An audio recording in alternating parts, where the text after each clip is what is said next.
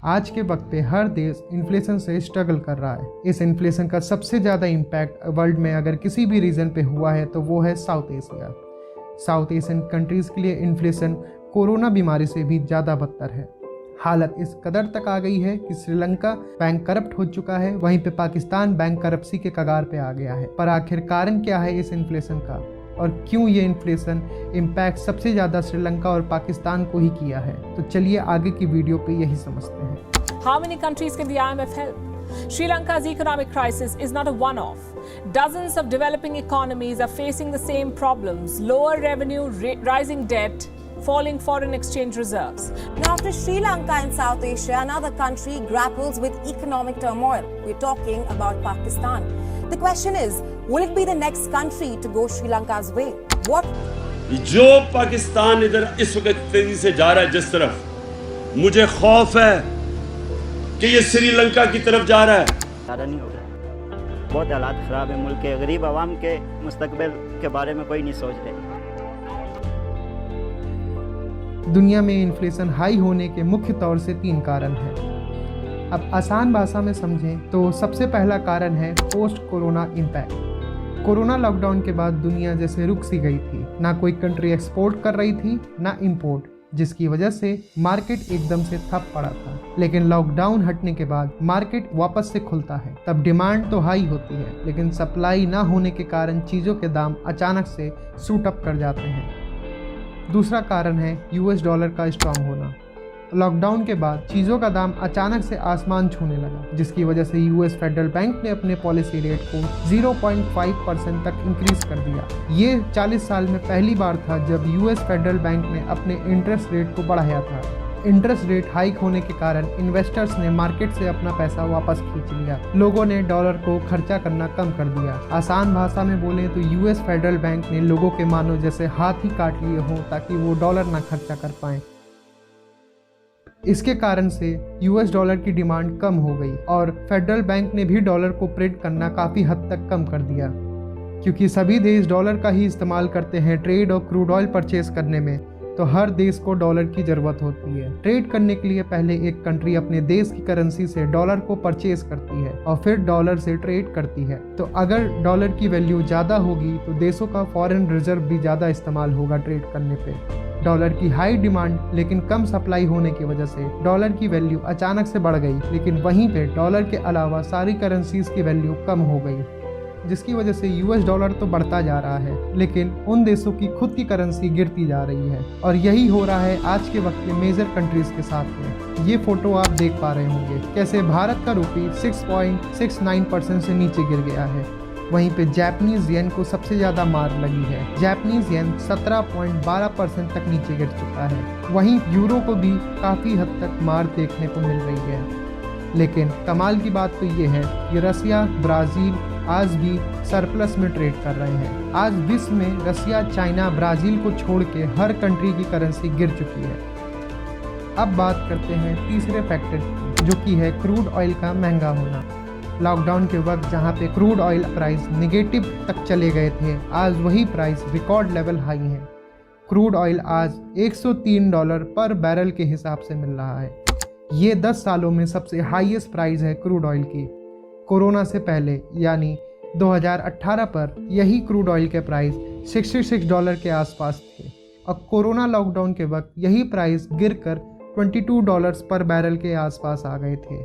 एक वक्त corona lockdown पे ये भी था जब कुछ दिनों के लिए क्रूड ऑयल के प्राइस नेगेटिव में चले गए थे, पर आज यही प्राइस इतने ज़्यादा हो गए हैं कि एक कंट्री के फॉरेन रिजर्व ज़्यादातर क्रूड ऑयल खरीदने में ही यूज़ हो जा रहे हैं। इसकी वजह से वो कंट्री इम्पॉर्टेंट चीज़ें जैसे फूड, मेडिसिन, वैक्सीन आदि इत्यादि चीज़ें कम मात्रा पे इंपोर्ट कर पा रही है, जिसकी वजह से उस देश में इन्फ्लेशन हर सेक्टर पे देखने को मिल रहा है।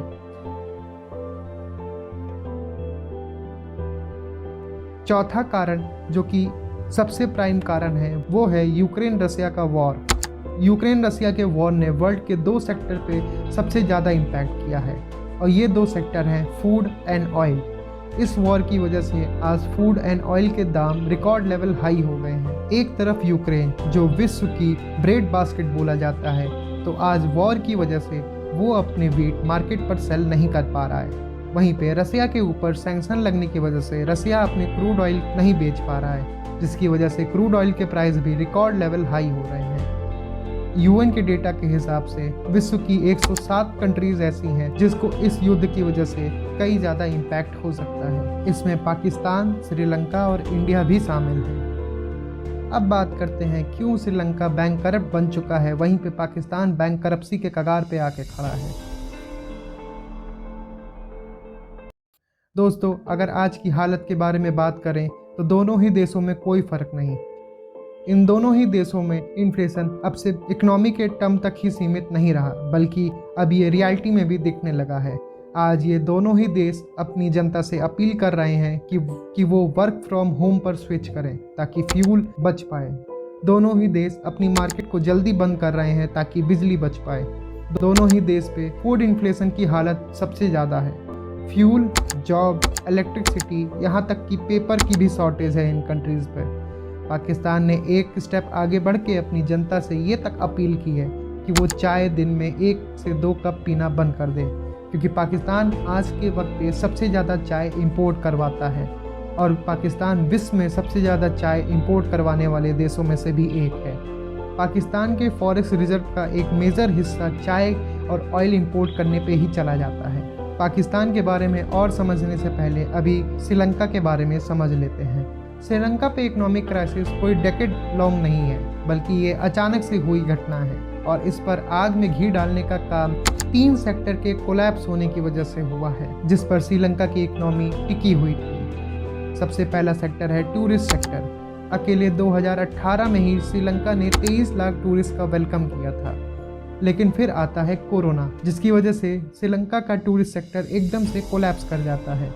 2021 में कुछ रिकवरी तो हो रही थी, पर यूएस डॉलर के हाइक हो जाने की वजह से पूरे वर्ल्ड में टूरिस्ट एक्टिविटी काफ़ी हद तक गिर गई थी। 2021 में श्रीलंका ने सिर्फ 1,70,000 लोगों को एज अ टूरिस्ट वेलकम किया था।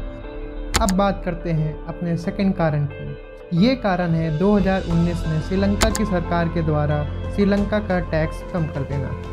कोई भी देश अगर उसमें टैक्स की कमी हो जाती है तो वो रेवेन्यू को काफ़ी हद तक इम्पैक्ट करता है, जिससे उस देश की फंक्शनिंग काफ़ी हद तक इम्पैक्ट होती है। 2019 में प्रेसिडेंट गोटाबया राजापक्सा की सरकार ने पर्सनल एंड कॉर्पोरेट टैक्स पे 7% तक की कटौती कर दी थी। मतलब जहाँ पे पहले 15% टैक्स लगता था, अब ये टैक्स सिर्फ 8% लगता है। इसकी वजह से श्रीलंका की सरकार को अचानक से रेवेन्यू लॉस हो गया। और आपको बता दें कि इस वक्त तक श्रीलंका की सरकार के रेवेन्यू कोई बहुत अच्छे नहीं थे, मगर फिर भी 2019 के टैक्स कट के बाद गवर्नमेंट के रेवेन्यू की हालत और ख़राब हो जाती है। अब बात करते हैं अपने तीसरे कारण की, जो कि है श्रीलंका की टी इंडस्ट्री का कोलैप्स होना। श्रीलंका की टी इंडस्ट्री 150 साल से भी पुरानी है। ये सालाना 300 मिलियन केजी टी प्रोड्यूस करती है और इस प्रोड्यूस का 95% श्रीलंका एक्सपोर्ट कर देता है, जिसकी वजह से श्रीलंका दुनिया में लार्जेस्ट सप्लायर बनता है टी का। लेकिन आज के वक्त पे श्रीलंका पे टी का एक्सपोर्ट 18% तक गिर चुका है। वहीं पे 40% तक का श्रीलंका का टी प्रोडक्शन डिक्लाइन हो चुका है। इसके कारण क्या है? तो इसका कारण है फर्टिलाइजर और फ्यूल की शॉर्टेज होना। 2021 में प्रेसिडेंट गोटाबया राजापक्सा की सरकार ने केमिकल फर्टिलाइजर, पेस्टिसाइड और हर्बिसाइड के इंपोर्ट पर बैन लगा दिया था। ये इसलिए किया गया था ताकि श्रीलंका एक 100% ऑर्गेनिक फार्मिंग नेशन बन पाए। इन बैन के कारण से टी प्लांटेशन का प्रोडक्शन और इंपोर्ट काफ़ी हद तक गिर गया और गवर्नमेंट को भी भारी स्केल पे रेवेन्यू लॉसेस हुए। इन 3 कारणों की वजह से श्रीलंका की इकोनॉमी धीरे धीरे कोलैप्स करने लगी। वीडियो के स्टार्टिंग पे जो पॉइंट हमने आपको बताए थे, वो पॉइंट श्रीलंका की इकोनॉमी के लिए last nail in the coffin का रोल प्ले करता है। ग्लोबल इन्फ्लेशन के हाई होने की वजह से श्रीलंका की इकोनॉमी एकदम से कोलैप्स कर जाती है और आज के वक्त में श्रीलंका पूरी तरीके से बैंकरप्ट बन चुका है। इसके अलावा चाइना का भी एक बहुत बड़ा रोल रहा है श्रीलंका के कोलैप्स होने पे, पर उसकी बात हम आपसे थोड़ी देर पे करते हैं। अब समझते हैं पाकिस्तान की इकोनॉमिक कंडीशन को। पाकिस्तान की इकोनॉमी स्लो डाउन कोई नई चीज़ नहीं है, बल्कि सालों से चलती हुई आ रही प्रोसेस है। बस इन्हें ट्रिगर किया है तो ग्लोबल इन्फ्लेशन ने।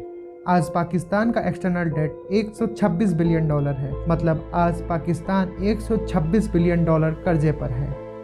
कहते हैं कि एक देश की मिलिट्री, इकोनॉमी और पॉलिटिकल सिचुएशन अगर स्ट्रांग हो तो वो देश स्टेबल कंट्री माना जाता है।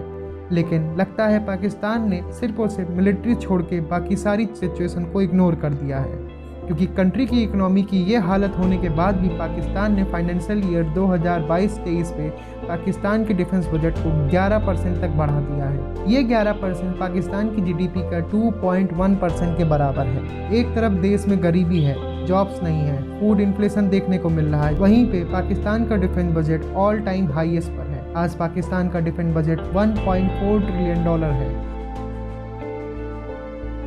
आज पाकिस्तान के बजट का एक मेजर चंक पाकिस्तान की या तो डेब्ट रीपेमेंट पे जाता है, या पाकिस्तान के डिफेंस पर जाता है, या चाय इंपोर्ट करने पर जाता है। आज पाकिस्तान अपने ही लोगों से कह रहा है कि चाय कम पियो। पाकिस्तान सालाना $400 मिलियन की चाय कंज्यूम करता है, वहीं पे पाकिस्तान सालाना $460 बिलियन की चाय को इंपोर्ट करता है। मतलब जरूरत से ज़्यादा चाय इंपोर्ट करता है पाकिस्तान। देखा जाए तो पाकिस्तान का FATF की ग्रे लिस्ट पे शामिल होना पाकिस्तान की इकोनॉमी का सबसे बड़ा डाउनफॉल है। यूं तो हर देश लोन लेता है ताकि उसके रेवेन्यू जो भी कम पड़ रहा है तो उससे वो उसको पूरा कर सके, लेकिन जो कंट्री FATF की लिस्ट में शामिल हो जाती है उनको लोन इतनी आसानी से नहीं मिलता, ना ही उनके गवर्नमेंट बॉन्ड या सिक्योरिटीज को कोई भी इन्वेस्टर जल्दी परचेज करता है। इसीलिए ऐसी कंट्रीज को जब भी लोन चाहिए होता है तो या तो ये कंट्रीज IMF के पास जाती हैं या चाइना के पास। आज तक पाकिस्तान IMF के पास 22 बार जा चुका है। IMF लोन तो दे देता है, लेकिन IMF लोन कई सारी कंडीशंस के साथ देता है। एक कंट्री को IMF से लोन लेने के लिए अपने बजट से लेके अपने एडमिनिस्ट्रेशन पूरे स्ट्रक्चर को चेंज करना पड़ता है और IMF की कंडीशन के हिसाब अनुसार रखना पड़ता है। वहीं पे देखा जाए तो चाइना बहुत ही आसानी से लोन दे देता है, मगर ये लोन मिलने के बाद ऐसे क्या कारण है कि ये कंट्रीज बैंक करप्ट हो गई? तो इसके पीछे भी सबसे बड़ा कारण चाइना ही है। चाइना से लोन लेना चाइना की डेट पॉलिसी का पार्ट है। ये एक ऐसा ट्रैप है जिसमें अगर कोई भी कंट्री फंस जाए तो वो बड़ी आसानी से नहीं निकल सकती। श्रीलंका और पाकिस्तान दोनों ने ही चाइना से लोन तो लिया, मगर चाइना की कंडीशंस, ये कंडीशन इन देशों को चाइना के BRI यानी बेल्ट एंड रोड इनिशिएटिव का पार्ट बना देती है। इसके साथ साथ ये कंडीशंस ऐसी भी हैं कि इन बेल्ट एंड रोड इनिशिएटिव के सारा प्रोजेक्ट इन देशों को चाइना की कंपनीज और चाइना के वर्कर्स को ही देना पड़ेगा। ऊपर से चाइना के द्वारा दिए गए लोन्स का इंटरेस्ट भी बहुत हाई होता है। मतलब एक लोन देकर चाइना उस देश की इकोनॉमी और जॉब्स दोनों पर वार करता है। अगर वो देश लोन रीपेमेंट कर भी देता है फिर भी चाइना द्वारा चार्ज किए हाई इंटरेस्ट रेट पे चाइना को काफ़ी प्रॉफिट होता है। और अगर वो देश लोन की रीपेमेंट नहीं भी कर पाता है फिर भी चाइना उन प्रोजेक्ट को कम दामों पे खरीद लेता है, जिसके कारण से आप देख सकते हैं कि पाकिस्तान का ग्वादर पोर्ट और श्रीलंका का हम्बनटोटा पोर्ट आज चाइना के कब्जे पे है। मतलब डबल मुनाफा। आज के वक्त पे पाकिस्तान और श्रीलंका BRI का हिस्सा तो हैं, लेकिन अभी तक इन्हें कोई भी फायदा नहीं हुआ है। उल्टा ये चाइना के डेब्ट ट्रैप पे फंसते ही जा रहे हैं। एक तरफ इन देश में जॉब्स जा चुकी हैं, इन देश की इकोनॉमी एकदम बैंकरप्सी के कगार पे खड़ी है, और साथ ही साथ ना ही इन देश पे कोई भी अपॉर्चुनिटीज़ हैं। वहीं पे ये देश चाइना के लोन के द्वारा चल रहे हैं। पाकिस्तान और श्रीलंका दोनों ने ही जिस तरीके के इकोनॉमिक मेजर्स को लिया है, इससे इनका कोलैप्स होना एक न एक दिन तो पक्का ही था। पर कोविड का आना, ग्लोबल इन्फ्लेशन का ट्रिगर होना, US डॉलर का हाइक होना और साथ ही साथ रशिया यूक्रेन के वॉर का छिड़ जाना इन देशों की इकोनॉमिक्स को अचानक से कोलैप्स कर देता है। फिर भी कभी मैं आपको ये ज़रूर बताऊंगा कि कैसे इन कंट्रीज़ के कोलैप्स होने से हमें क्या फ़ायदा होगा और क्या नुकसान। तब तक के लिए आप अपनी राय कमेंट सेक्शन पे दे सकते हैं।